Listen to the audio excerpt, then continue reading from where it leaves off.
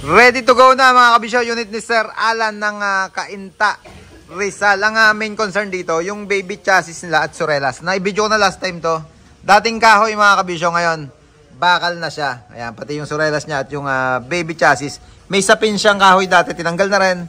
Puro bakal na siya ngayon. Nagpalagay na rin sila ng marker lamp or yung clearance light na Jet Inoue kulay dilaw dito sa gilid nila. 2, 3, 4, 5, 5 piraso. Dalawa dito sa bandang likod, 3 dito sa bandang gitna. Tapaludo, isang bali lang. Mudguard, syempre, nagpa-additional na rin sila.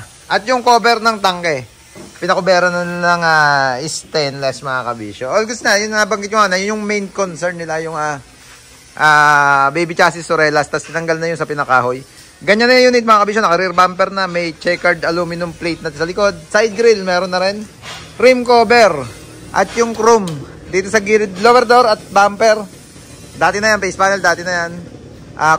Chrome cover side mirror. Ang nadagdag pa lang dyan dito sa harapan, yung wiper arm garnish niya. Siyempre, sticker, meron na yan. Certified kabisyo, certified kabisyo, certified.